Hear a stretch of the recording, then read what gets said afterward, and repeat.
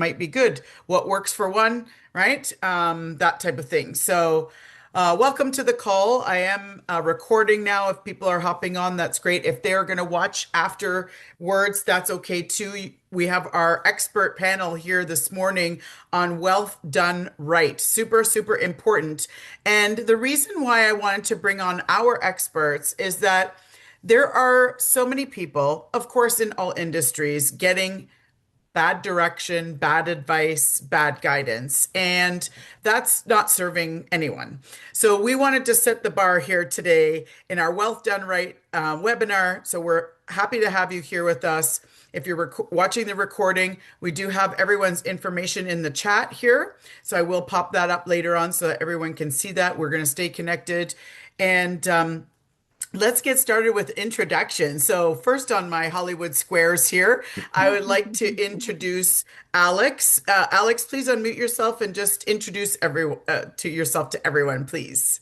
Absolutely. So, hi everyone, and those that are watching the recording. My name is Alex Gunn, and I am a financial advisor at a firm called Edward Jones. And my practice is really rooted in education and that long-term partnership. So, I take a lot of my time really educating clients on what all those fancy words mean, and why they matter. And then my favorite part is really working on those long-term plans with clients and their families. So, Amazing. Awesome. yeah. Thank you for being on here. I'm going to go right next to you as Diego. Hi. Hi, Linda. Good afternoon to everybody that will be listening to the recording. Thank you for having me. My name is Diego Espinosa. I'm a senior consultant with IG Wealth Management. I help you make decisions your future self would be proud of. I have worked in the industry for about 25 years in many areas of the financial industry. I won't tell you how long or how old I am, and please don't get misled with my gray hair because I had it since I was 20. So in summary, I'm a licensed advisor. That means that I'm allowed to trade stocks, bonds on top of mutual funds. I'm also an insurance agent, and I'm a chartered professional accountant as well. Amazing. Yeah. So Thank you. you're welcome. Awesome. Thank you for being here. I'm going to move it right along to Sammy. We're just doing an introduction because I have a lot of questions for these guys today. Go for it. Yes. Thank you, Linda. Good afternoon, everyone. My name is Sami Majdalani, and I'm a life insurance and wealth protection advisor at Eagle Wealth Partners. I work with incorporated business owners, professionals, and high net family worth families. My agenda is very simple, is the client. So what I focus most is making sure the wealth that my client spent decades building actually reach his family or their family intact, not after the CRA has taken its shares, which are the three separate layers. I'm going to talk about it just right now. Thank you, Linda. Awesome. Thank you so much.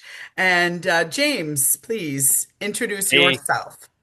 good morning, everyone. For everyone that's watching, my name is James Dempsey. I'm a financial planner, CLU and CHS certified, also a business owner of cooperators here in Ajax, where we help with all your financial planning and insurance needs. Great. Thank you so much. And then that leaves our best for last here, Patricia. Please Hi. introduce yourself. Good morning, everyone. Thanks, Linda. I'm also a planner with Investors Group, a senior advisor at Investors Group. Previously to that, in corporate compliance with TD Canada Trust. So I have a long history in the planning industry and just ensuring, fiduciary responsibility is really important to me. I'm bound to act on my client's best interest and always working with my clients to ensure that what they want to do is in line with their personal future interests and that it's the right choice for them. Excellent. Thank you so much. And this is all about choices. I wanted to highlight all of the expertise that you bring, and we're going to talk about all the different facets that all of you contribute to. Since I have Patricia on the slide here on the screen here, I'd like you to share to kick us off with, what is the importance of an effective plan? Why don't you share with us that? Thanks again, Linda. Yeah. At at the core of any financial plan lies a personal snapshot or a blueprint, if you will, that's designed to achieve your specific life goals. Focusing on your cash flow, focusing on your budgeting, risk management, and an investment strategy that's based on your risk tolerance while monitoring, that's very important, the growth and positive trend of your net worth all factor into a comprehensive financial plan. Do you have an emergency fund? Do you have a plan to mitigate taxes? Do you have a flex plan? As your fiduciary, we look at strategies all to support ensuring that your investments endure and do not break from achieving the long-term goals that you're committed to. Awesome. Okay. I mean, we can unpack this a little bit. As I move on to Alex, I'm going to share something that I know to be true, and you guys can all, tell me right or wrong. Most people spend more time planning vacation than their financial plan. Do you agree or disagree? Agree with me or disagree with me? Alex, what do you have to say about that? Yeah, I think in a way, planning a vacation and planning for your future should really go hand in hand. When I'm working with clients, it's not just I want to retire at 65. How do I do that? It's what do you want to do in retirement? And that usually contains quite a bit of travel, but it's also I want to travel, 2 to 3 times a year until I retire. So we put that travel aspect right into that plan. So I don't think it's necessarily one or the other, but it's how do we incorporate the goal of wanting to travel right into the plan itself. So then that leads me to asking you exactly, really to get that outcome that you're talking about is why is income planning such an important part of the financial strategy? Yeah, that's a really good question. So I think, a lot of people are focused every year on accumulating this big pile so that eventually when they stop having quote unquote income from their job, they want to know that they can do everything they want to do. But when it comes to the actual income planning, there's so many things to consider in terms of what account are you withdrawing funds from and why.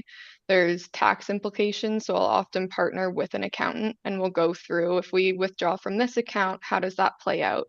Et cetera. Then there's government benefits. So when to take CPP, OAS, how is that playing a role in everything? And then finally, just ensuring that that income is going to last all the way through retirement and what are you left with at the end? And then that turns into the estate and legacy planning. Okay, so we're talking about building a clear financial strategy. Do you want to speak to that then? Because there can be problems as well.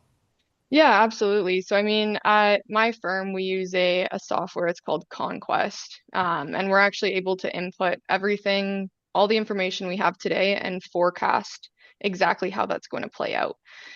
So there's a lot of, considerations to look at. For example, when you're taking investments from non-registered accounts and you're selling, there's going to be those capital gains and tax consequences, et cetera. So there is a lot to look at, and it's such on a personalized individual basis in terms of where we're taking that income stream planning from. But that's a really good question. Thanks. And so that then all comes down to like people just think, oh, I'm doing okay. My investments are doing okay. I think they're on track. So, what are the key things that you look for to determine, whether that financial strategy is actually really working? Yeah, there's a lot of things to look at. I know Patricia mentioned it already before, but cash flow is a huge component to look at. That time horizon. So when I'm working with clients with so many different goals, if it's money that they're putting aside for a goal that's 20 years down the road, that's a completely different strategy than travel in a year or buying a house in 5 years. So, really looking at every individual bucket and that time frame that goes with it is super important. Awesome. Thank you so much. I am going to engage a few of you here as we go along, but many businesses leave large cash inside their corporation. And I think James talks about this often in our meetings. If you want to share some of the biggest planning mistakes you see in that strategy. Yeah, for sure. I mean, a lot of business owners we deal with, they, work on the business, they grow that business and have that money kind of tied up in the corporation. But at that point, they don't do anything with the money that's actually invested in the corporation. They leave it there. And, sometimes they need it for equipment or tools or things they're going to need. So they want short-term and easy access. So sometimes we see a lot of that where they have money sitting in GICs or high interest savings accounts. But sometimes those aren't very tax efficient for business owners and where the way they're planning, especially with it sitting in their retained earnings. So we help them just look at some different strategies to make it more tax efficient, whether that be in some things that will give out capital gains instead of paying out as interest, which is going to be taxed at a higher marginal tax rate. So we just help them look at some different strategies and techniques to maximize that growth in that retained earnings and the best way to make it tax efficient when we're going to withdraw the funds for the clients. So. Excellent. So what are the strategies for business owners who don't have pension? Yeah, that's a big thing, right? That's our biggest conversation, right? They don't have that Okay. retirement plan or a defined contribution plan through work. So that retirement is all in the retained earnings for most business owners, or if they're going to be executing and leaving that business, whether they're going to pass it off to their kids or if they're going to be selling that business.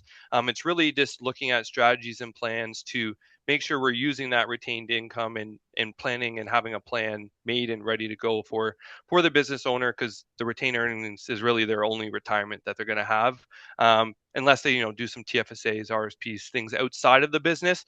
But majority, a lot of business owners we talk to, a lot of it's tied up in retained earnings. Okay. So do you have one tax tip for us today that you could share?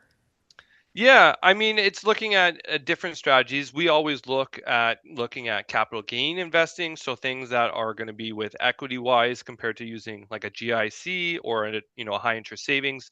Those things are going to be high on interest and taxes later on. So your interest, you're going to make minimal interest on it, as well as you're going to pay high gain or high taxes on it. So we just look at different strategies, whether it's going to be long term or short term with that money. Really makes a plan. So that's where it's kind of working one-on-one with business owners to find out what their goals are, what the vision is, and the plan. Is this going to be long term? And then we kind of build a strategy and plan for them that way. Okay, got it. Thank you so much. I'm going to engage Diego now because I want to know, Diego, your philosophy in wealth planning. What's this philosophy you have? Thank you, Linda. I see myself generally as a financial coach. Really, I help my clients over the years. I learned that my value comes from three ways. Number one is preventing you from making rushed decisions, commonly making portfolio changes at the wrong time, or investing without having a clear strategy, for example. Secondly, transferring knowledge. Usually, this is one of the most important, I would say, for the client, where we help the client along the way making the best decisions, being financially sound. For example, letting the client know a specific tax impact of their decision, or providing the right type of protection for the assets they already own, or the income they already have. So I'm there along the way with the client on this journey. And third, I would say planning and consistency in the implementation of their objectives and strategies that we have already defined together. So essentially, everything else I see branches out from these three main points. All the products, services that we can provide, which are a wide range of products, are secondary to these three items. Okay. And I know that you are a CPA. So how does this change, the way you view the planning for your clients? How does that work in their favor, I guess? Yeah, being a CPA, it's about a 3-year endeavor for me. I think it was when I studied. So it's giving me the clear concepts and a deep understanding of finance and structured thinking to quickly identify solutions for complex financial matters. For example, I'm able to understand what is behind the financial statements. When I meet with a business owner, they talk about the business, everything is okay. But when I see the financial statements, I'm able to see the story behind what has happened in the last year. I am able to spot issues or things that may require attention. Specifically relationships between assets, liabilities, income, and expenses. Also, it's giving me skills to extract the most out of the applications we use at IG for planning or for investing as well. And I feel also is very helpful when talking with the client's accountant or their professionals, because we start speaking the same language with the accountant. So it's an easy communication with them. And for example, I'm able to give the client an idea of what their business is value, for example. Or I'm able to tell the client if they have a cash cycle issue, importance for them to have the suppliers negotiate their payment terms with them, just to make sure they have enough cash for the next product so they produce. So I don't do accounting services specifically, but this is the way it's help when dealing with my clients. Yeah. Okay, that's great. And I'm going to ask this to everyone later, but for right now, I'm going to ask you, what are the common challenges that you see entrepreneurs facing with the financial aspect? Yeah, so I see 5 main common challenges business owners face. Mainly, I would say one of the most common I see is the working capital financing. Usually, they have a shortfall between the time the sales convert into cash and the time they pay their suppliers, and this requires financing, and they struggle with getting this right financing at the right price. At IG, we do have a partnership with the Scotiabank Private Wealth and Banking, which for high net worth, this is helpful. Secondly, we have the business transition and estate equalization for clients. So that means that for clients, the business owners, the business is the main assets. They have accumulated there a lot of wealth. And when they need to retire, we need to unlock the value from their business. And this requires long-term planning, whether it is to transition the business to the next generation, sell it to a third party, or close it down. All of these will have very important tax implications that require long-term planning. At IG, we have a team that is called the Private Company Advisory that help businesses with more than $20 million in sales, sell or acquire or source funding for their business. As well, we do have a partnership with Interval, which provides business valuation for clients. So the third one, it would be time. Business owners focus most of the time in what they made their business successful, whether they have a specialist skill that made their business very successful, but at the same time, this leaves the financial matters drifting on the side because they don't have enough time or expertise to pay attention to this. So this is one of the challenges that I see. Financial planning, in this case, helps closing the gap between their objectives and their current sources of funds or situation. The employee benefits, I would say, is another one. The business owners need to make sure or pay attention to the retention of their employees and keep them motivated as well. And finally, buy-sell agreements. Usually, business owners don't pay attention to putting this in place where leaving their family unprotected in case they get sick or they unfortunately they die. Mm-hmm. Boy, I'm hearing a lot of like, so even through all the questions, so do each of you, this is just my question to you, do each of you have a strategic alliance with an accountant? Because I feel like it's almost very necessary. Is that yes? Thumbs up. Give me a thumbs up if you do. Yes, I If do. you, yes, you do. Okay. I mean, obviously, if you are a CPA, then you don't need to. But Patricia, Well, James, Alex, you all have like an accountant that you're yeah. strategically working with. Yeah. And more than that, you know, there could be exit strategists and other people, but it looks like you guys need to be in touch with these people as your partners, which is good when you're doing these type of holistic you know, reviews and sitting down with people, being, you know, on top of everything that you do for them. So, Sammy, I want to ask you, because you have a wealth of knowledge as well, and you know, the transfer of wealth when someone has passed. You know, it means that, you know, the estate is involved. There's a lot involved.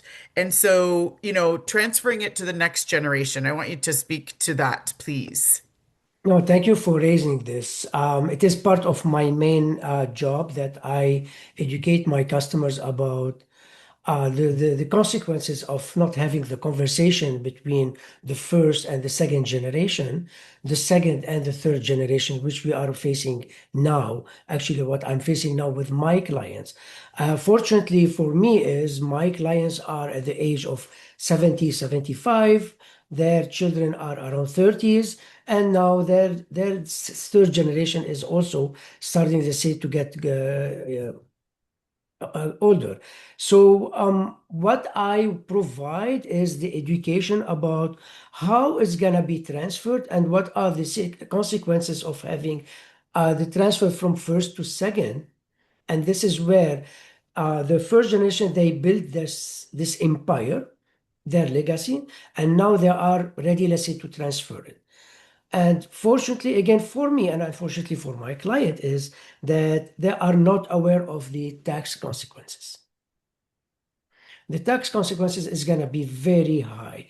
I compliment each of them, Alex, Diego, James, Patricia, all of them, they are doing all the stuff. However, I come in to find the solution, to find the liquidity to fund these taxes.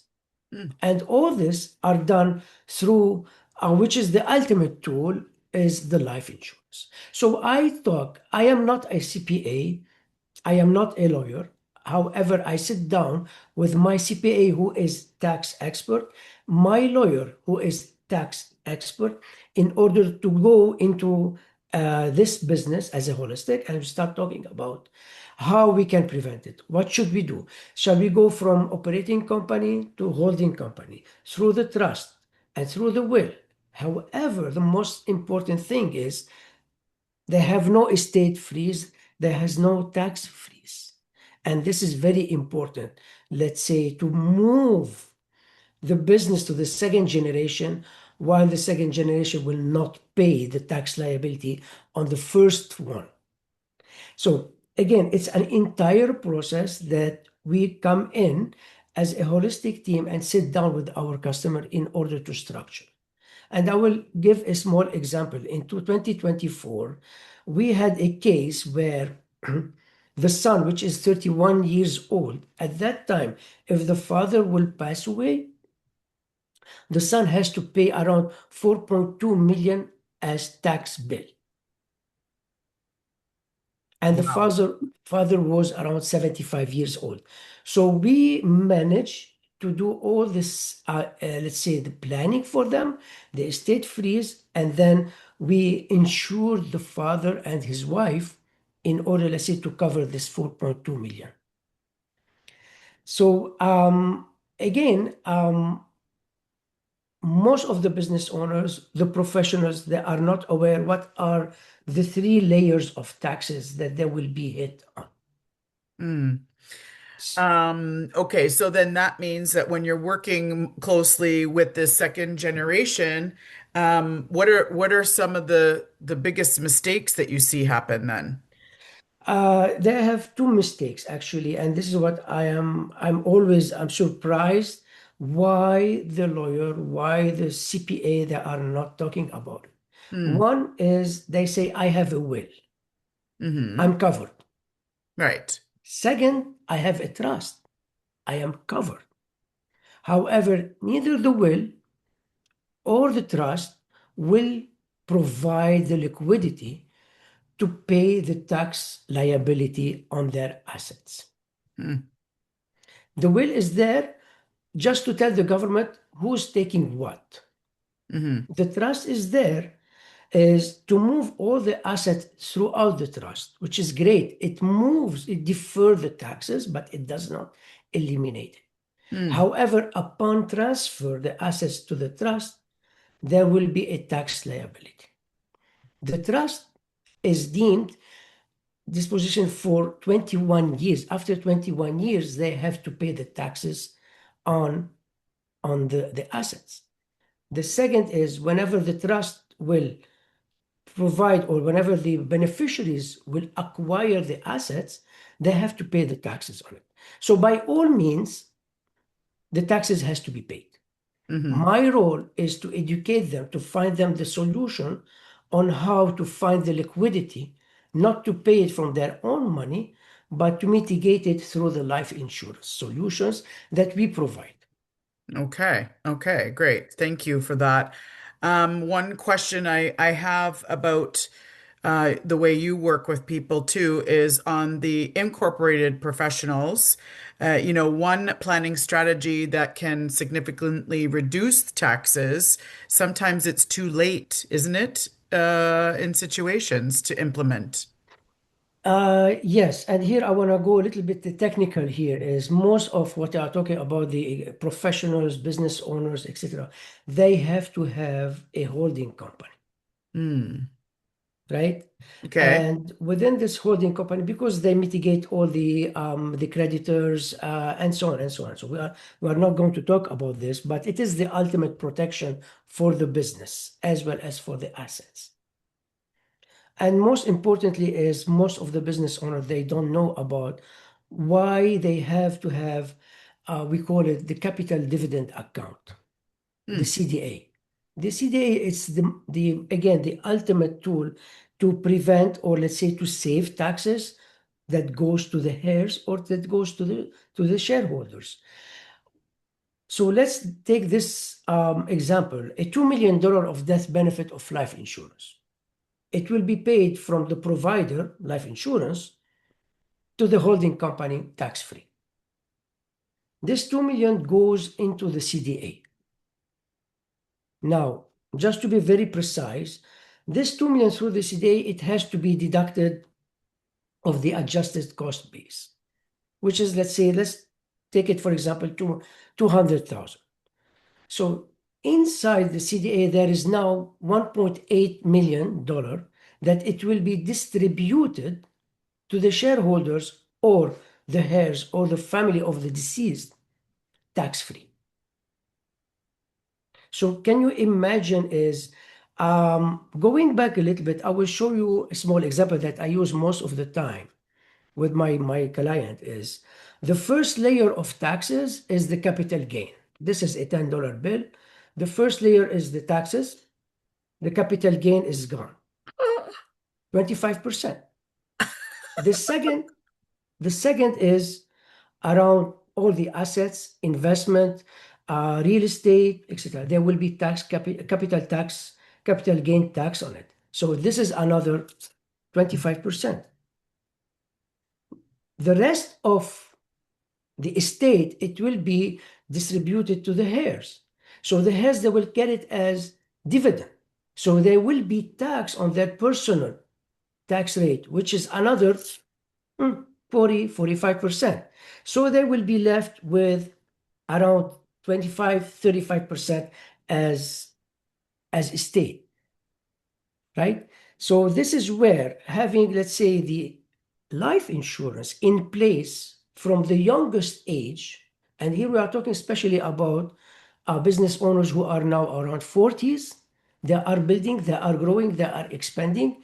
However, they don't have in mind whatever they have as return earnings to invest it into the life insurance, which is tax free. So this is where I educate my clients about what are the two differences between both of it. Okay, very good. I hope that wasn't my $10 I gave you in January. No, Um, it did not. It's already done. No, I gave it back. I gave it back. And thank you for this I'm again. just kidding. Thank you. That was a great answer. Thank you very much. So I wanted to know, do all of you also offer life insurance? I guess that's one question I wanted to make sure. Do all of you also provide life insurance?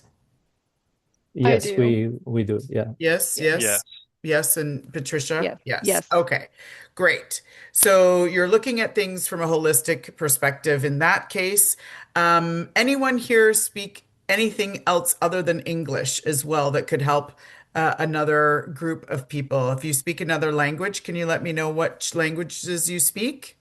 Spanish. Spanish As from French. Diego and Yeah, French from Sammy? Oh, yeah. wonderful. Amazing. Italian. Oh, Italian from Patricia. Okay, wonderful. Okay, very good.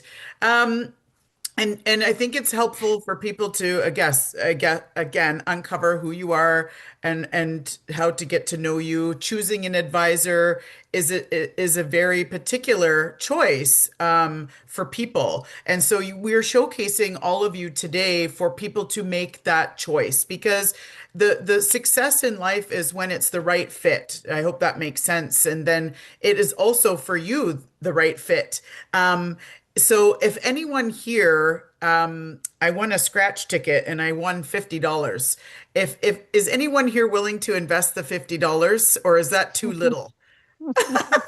I'm just curious. I'm just curious. Uh, No amount is yeah. ever too little. Okay.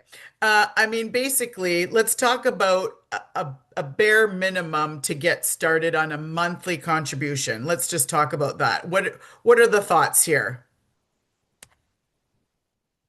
Yes. Yeah, so I think from my experience, I think 25% of your income is a good, generally a good rule of thumb. Okay. If you're going to start with 10%, but as if you are able to be disciplined and be able to make 25% of your income, whatever your income is, just try to do and follow that. But any amount, it would be helpful. Okay. Sammy, you have your hand up. No, I'm fine. I have Oh, nothing. I said, oh, yeah. okay. Yeah. All right. And James, I actually am going to ask you, as the owner of Cooperators, how does this help people? Because you have now multiple facets to offer in your planning. Yeah, I mean, with us, we create the full holistic approach, whether it's, handling the auto and home and business Hmm. insurance as well as Yeah. managing their life insurance and financial planning. So we Okay. kind of have a full team built out where, myself as the owner, I manage all the life insurance and financial planning, but as well as we have a team that they could do their commercial business with us, they can do their auto, the home, where they can come to us for everything all in one spot. So it kind of gives them that holistic approach to handle everything all under one roof and kind of build that relationship with myself as the owner and have that kind of connection and relationship. Yeah, that's cool. Thank you so much for sharing that. I need all of your input on this next question because I happen to think that Alex is our youngest planner, and I want the answers to come from everyone else in that, what could make her super successful as a young woman in the business? What advantage does she have? Instead of asking the opposite and saying to Alex, how do you gain trust with people when you're so young? I mean, let's figure that out because all of you started at some point. She's super ambitious. She's very credible with clients that I already know within our community who have transferred her a book of business. So that's congratulations to you from being in our community. But I want to know what is her advantage as a young entrepreneur? Yeah, I Yeah, can. Sammy. Yeah. Yeah, I can start as like whatever she mentioned at the beginning, Alex, is that she started doing the right thing is by networking, but Yes. working on her seminars, focusing on the seminars, which is the amazing and the best part is, seminars create networking, Yep. right? Yep. Networking creates that she is exposing herself. She is, let's say, letting people know who she is and why they need to trust her. And standing in front of 60 people at as she said at the beginning, it's amazing. And the second thing that I will say is the consistency that she's doing it. She said she's gonna focus on seminars, which is amazing. I mean, she's on the right step. Right. Great. Thank you. So then, Alex, what is someone thinking when they meet with you and you're this beautiful young person in the industry and, asking you about, well, how much experience do you have? How do you conquer that question? I'm sure you get it. Yeah, no, it's a really good question, and I do get it multiple times a day. So I get it all the time. I think there's a few things I focus on. One is complete transparency. I usually knock it out first thing. I'm like, elephant in the room, I'm young. So I usually bring it up with them before they bring it up with me. Ooh, I like Um, it. I like and it. get ahead of it. I'm Preemptive. like, yeah, I'm like, I know what you're probably thinking. Like, you're young, like you don't have 10, 15 years of experience in this industry. Why should I trust you? And that's where I really lean on the firm that I work for, the resources that we have available. And to get hired, you have to be licensed and you have to have all the credentials to do that. So I reiterate that. I also grew up in a family where everyone was an advisor. So I bring that up at times too, where, investing conversations started at the age of 4. So I was learning about this from the get-go.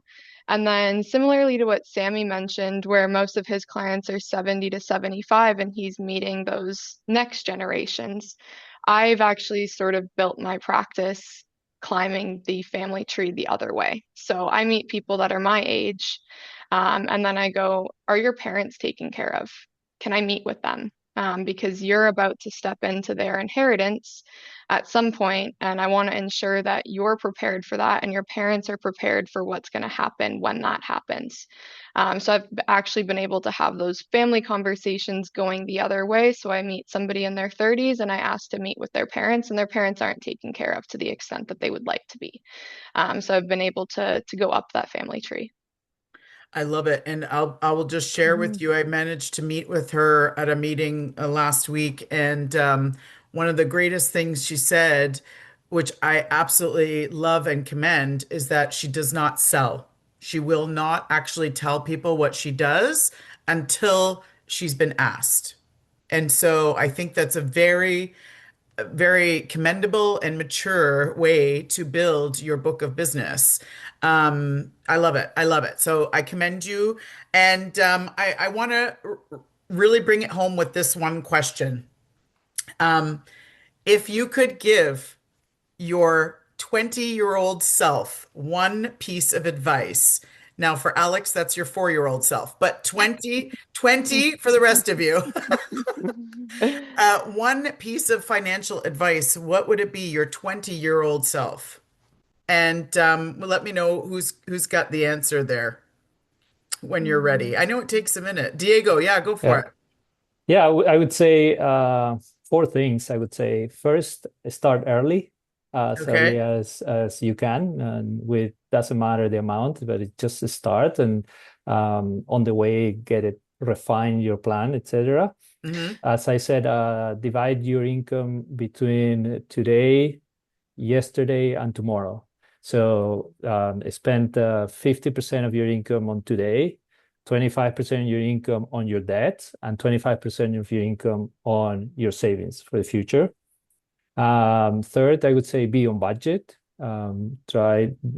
Be disciplined with your income and expenses. Don't be over budget or overspend. And finally, I would say plan for your future, execute, and be consistent. Those would be my recommendations. Okay. Yeah. All right. Good, good. Anyway, Sammy, yeah, go ahead.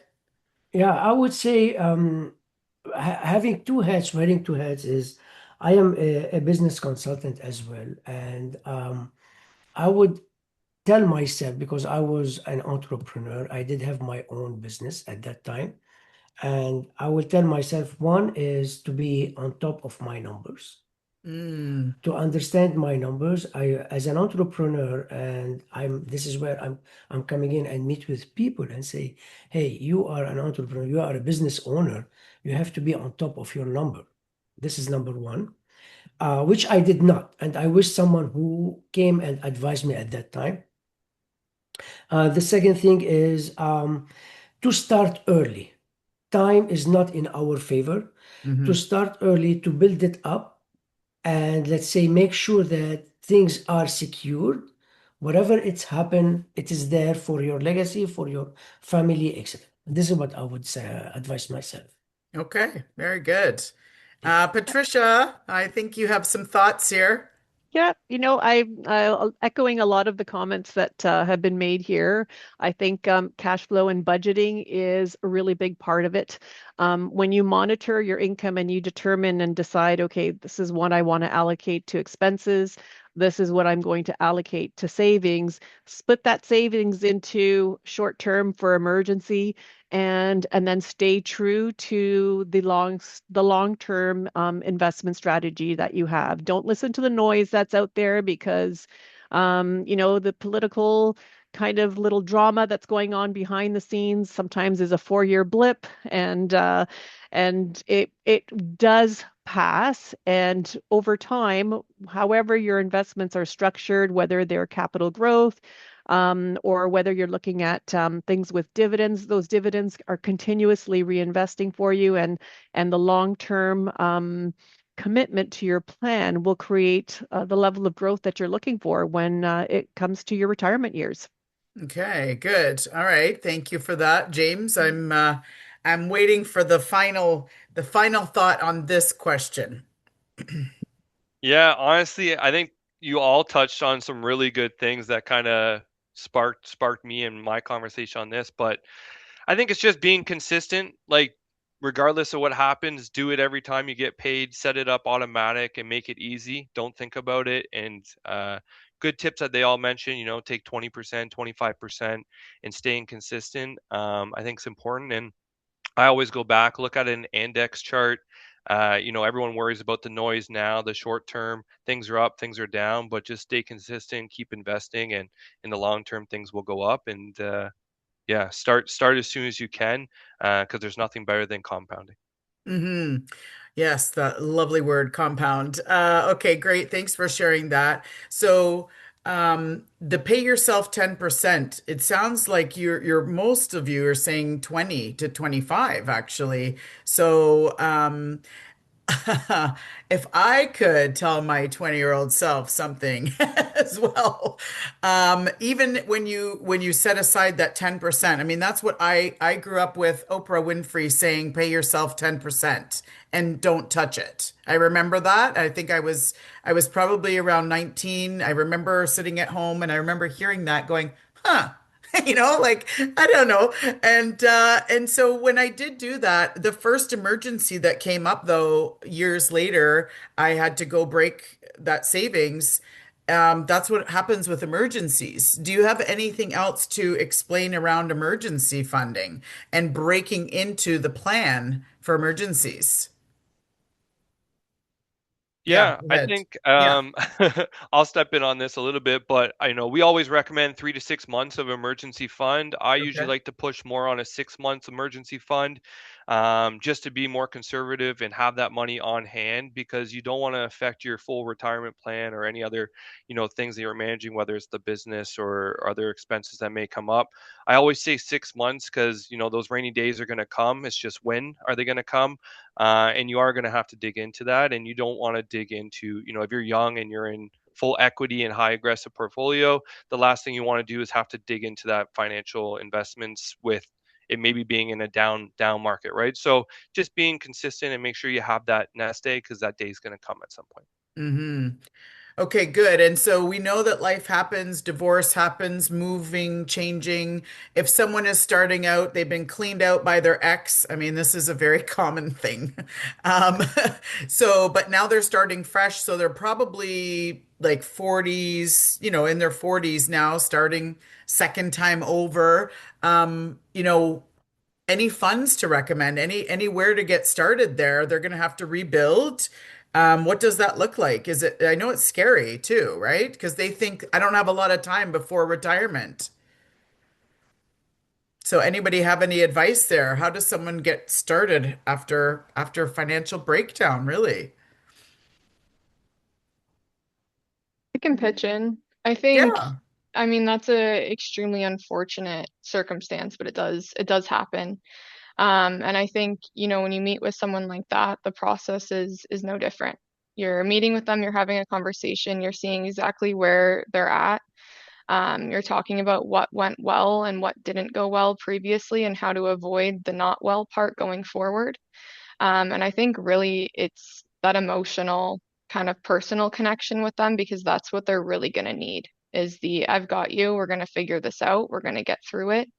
And just doing like a needs analysis, going over cash flow, figuring out exactly what their options are, and just being that support person for them, because those first few years especially are going to be just emotionally very difficult.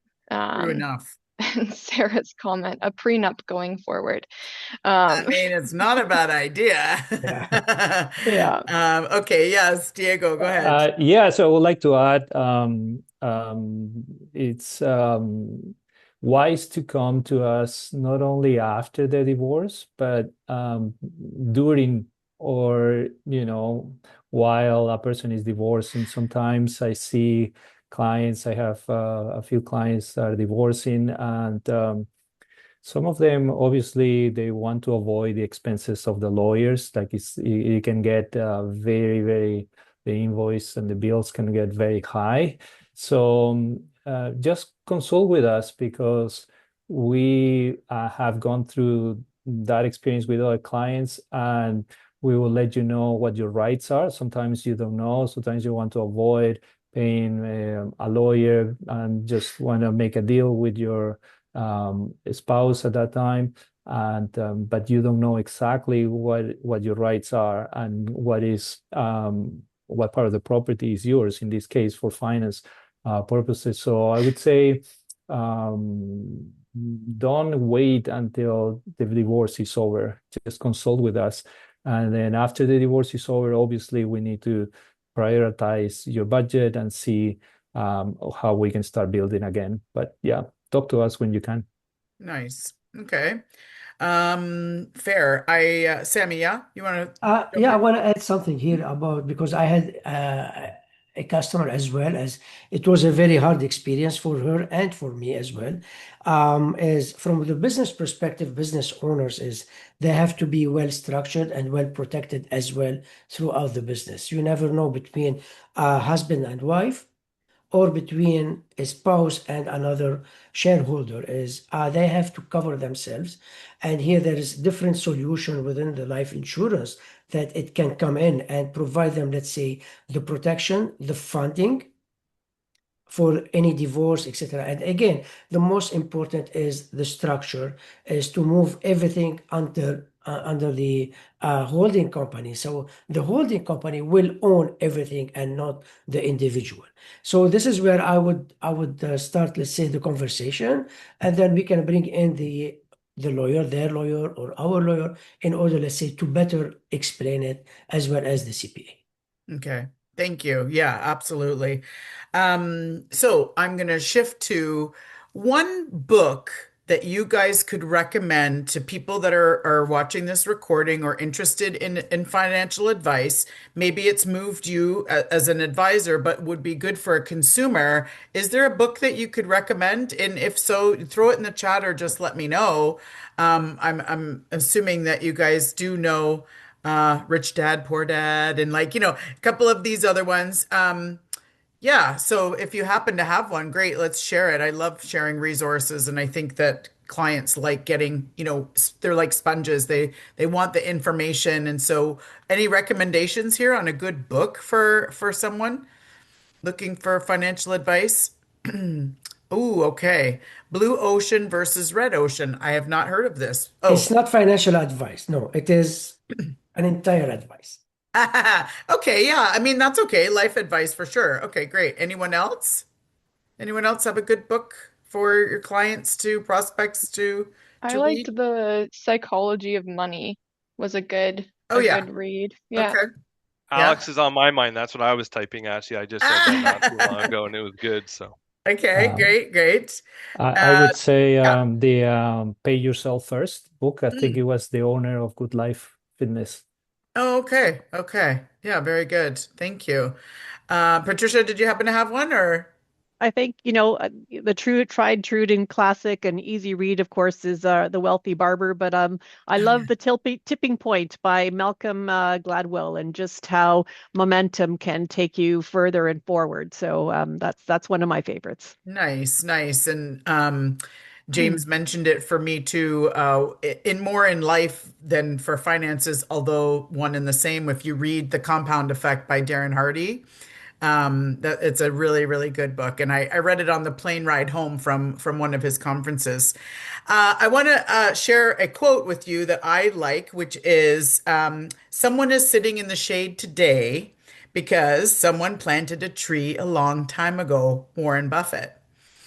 And so I'm just wondering as we wrap this up, I think that it is essential, while so is vacation, it is essential to take your financial planning more serious. I love the starting now. And I think the future, because of the border, we have wars now, highest gas prices, we're seeing all of these things, to have a trusted advisor to go to if you need to move money, if you need to liquefy, if you need to have capital, if you need to pay these taxes, because we do know that, we could all be in a position of inheriting one day or leaving the inheritance. Either way, we're in that position in our lifetime. Um, so just to wrap it up, is there any other quotes or things that resources that you want to share that come to mind as we talk about this? And another Warren one that I like is do not save what is left after spending, but spend what is left after saving. And I think that one is so, so good. As well as life is not about how much you can make, it's about how much you can keep. Let me add on Yeah. something on you. This is my last. Is I always talk about the conversation, right, between first, second, third generation. So the question here is not about the conversation who gets what. The conversation should be what the bill is and how they are going, let's say, to pay it.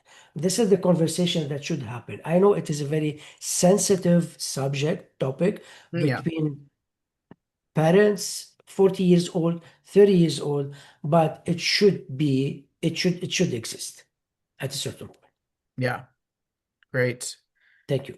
Diego, thank you. Yeah, I would say the wealthiest people are not necessarily the people that have the most assets.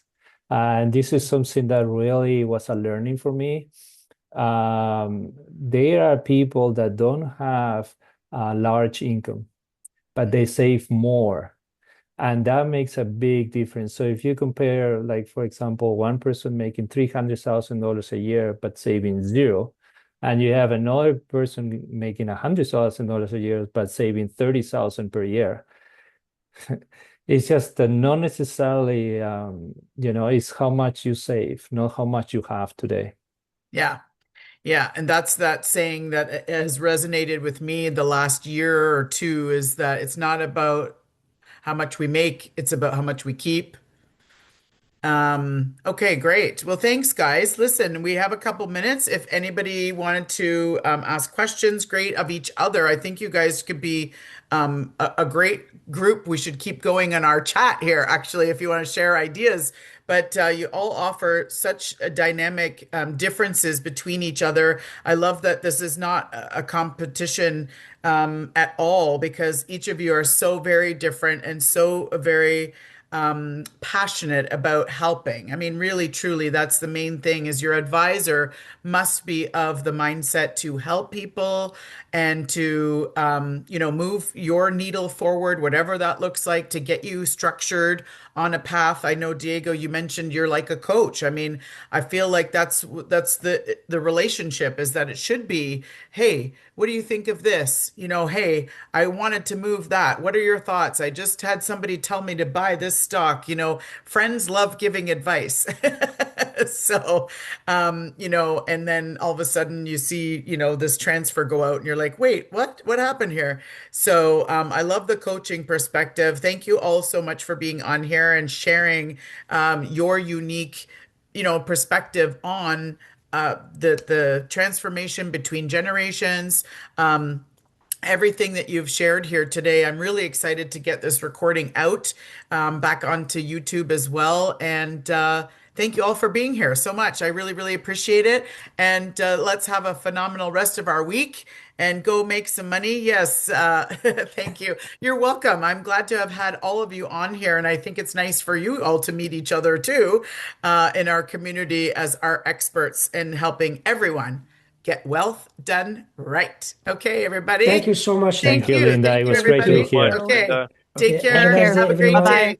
Bye-bye. Okay, Bye. Bye-bye. bye-bye.